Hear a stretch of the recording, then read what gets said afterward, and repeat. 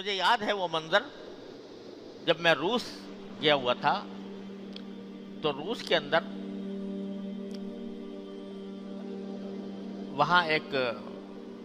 علاقہ ہے داغستان کہلاتا ہے، اور اس کے اندر یہ وہی علاقہ ہے جس میں کوہ قاف بھی واقع ہے۔ کوہ قاف آپ نے سب لوگوں نے نام سن رکھا ہوگا کوہ قاف کا، بچپن سے اس کے بارے میں پتہ نہیں کیا کیا مشہور ہے، کوہ قاف کے جنات اور پریاں اور خدا جانے، لیکن وہ تو سب داستانیں ہیں، لیکن واقعی حقیقی کوہ قاف۔ تو جب میں وہاں پر دورہ کر رہا تھا تو وہاں پر وہاں کے علماء نے، وہ علماء جنہوں نے ان حالات میں علم حاصل کیا، انہوں نے ایک بڑا اجتماع رکھا۔ کوہ قاف کی چوٹی پر ایک بستی تھی، وہاں پر انہوں نے ایک بڑا اجتماع رکھا اور مجھے دعوت دی، اور ساتھ میں یہ بھی کہ میں خطاب کروں اور ان سے کچھ گزارشات پیش کروں۔ تو میں جب وہاں پہنچا،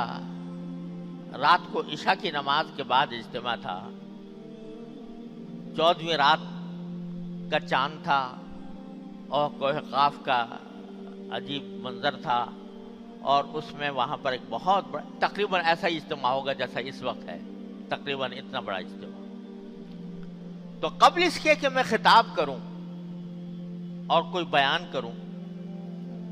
تو مجھ سے علماء کرام کی ایک بڑی جماعت مجھے ملی،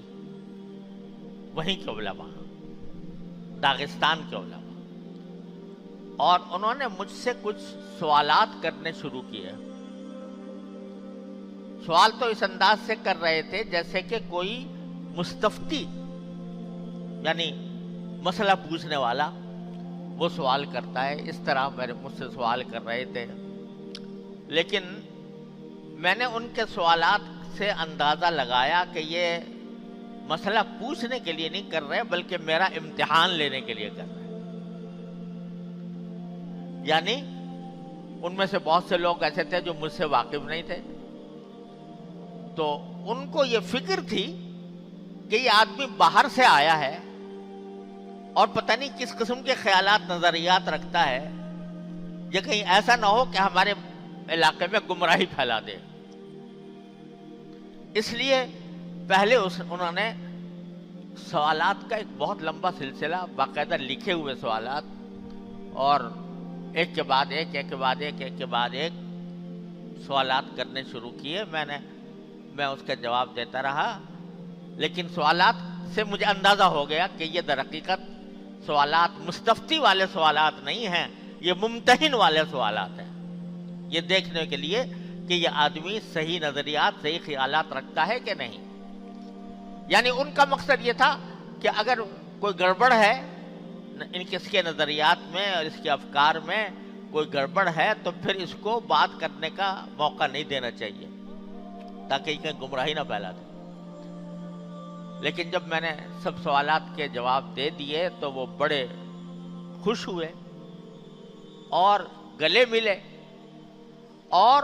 پھر وہ اپنا کتابوں کا ذخیرہ لے کر آئے۔ انہوں نے دکھایا کہ دیکھو یہ جلالین ہے، یہ شرح وقایہ ہے، یہ فلاں کتاب ہے، یہ ہم نے اس جبر و استبداد کے دور میں، جبکہ قرآن کریم رکھنا بھی جرم تھا، ان کتابوں کو ہم نے تہخانوں کے اندر چھپا چھپا کر ان کی حفاظت کی ہے۔ ان کے ورق جو ہیں وہ زمانے کی گردش سے بہت ہی بوسیدہ ہو گئے تھے، لیکن وہ کتابیں انہوں نے مجھے آنکھوں سے دکھائیں کہ یہ ہیں وہ کتابیں جن کی ہم نے حفاظت کی ہے۔ جبکہ ایک ایک انسان کو اگر اس کے پاس قرآن کریم مل جائے تو پورے خاندان کو تباہ و برباد کر ڈالا جاتا تھا۔ تو اس وقت مجھے عبرت ہوئی کہ دیکھو اللہ تعالیٰ نے ان کو ایمان کی یہ حلاوت عطا فرمائی کہ ایک باہر سے آنے والے آدمی کو واضح و تقریر سے پہلے امتحان کر رہے ہیں کہ اس کے خیالات بھی درست ہیں یا نہیں۔ ایسے علماء موجود تھے، باقاعدہ علماء موجود تھے بڑی تعداد میں، جنہوں نے اسی روسی استبداد کے زمانے میں علم حاصل کیے. کہاں حاصل کیے؟ تہخانوں میں کیے, رات کی تاریکیوں میں کیے. جنہوں نے رات کی تاریکیوں میں اٹھ کر سحریاں کھائیں اور روزے رکھے اور لوگوں کے سامنے اس طرح ظاہر ہوئے جیسے ہم نے روزہ نہیں رکھا ہوا.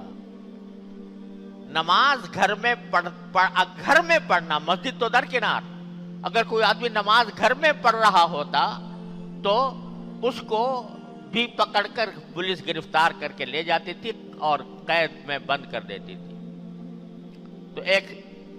صاحب نے مجھے بتایا کہ میں جب نماز کا وقت آتا تھا تو اپنے گھر میں نماز پڑھتے ہوئے ڈرتے تھے کہ کسی وقت بھی پولیس آ کر ہمیں پکڑ کر لے جائے گی. تو میں یہ کہتا تھا کہ وہاں میرے گھر کے سامنے ایک میز تھی,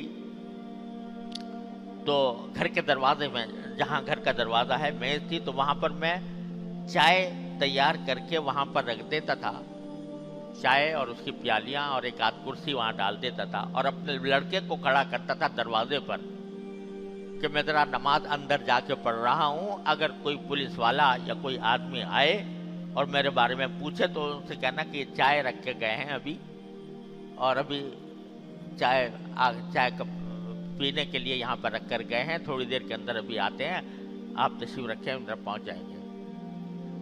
اتنی دیر میں جا کر میں نماز اندر جا کے پڑھتا تھا.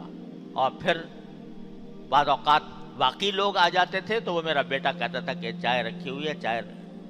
پینے کے لیے وہ ابھی تھوڑی دیر میں آتے ہیں تو آپ سے مل لیں گے. اس طرح انہوں نے اپنے دین کی, ایمان کی, نمازوں کی حفاظت کی. علماء کرام کو اگر جو اس طرح کیا گیا تھا کہ علماء کرام کو پکڑ کر لے گئے,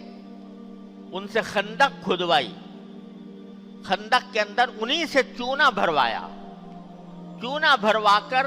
علماء کے ساتھ جنہوں نے خندق کھودی تھی, جنہوں نے اس میں چونا بھرا تھا, اس چونے کی خندق میں ان کو ڈال دیا. اس طرح زبردستی کر کے اور ظلم و ستم کے پہاڑ توڑ کر علماء کو فنا کرنے کی کوشش کی. لیکن 70 سال اس چکی میں پسنے کے باوجود جب اللہ نے آزادی عطا فرمائی اور کمیونسٹ سسٹم سے ان کو نجات ملی تو الحمدللہ وہ مسلمان کے مسلمان نکلے,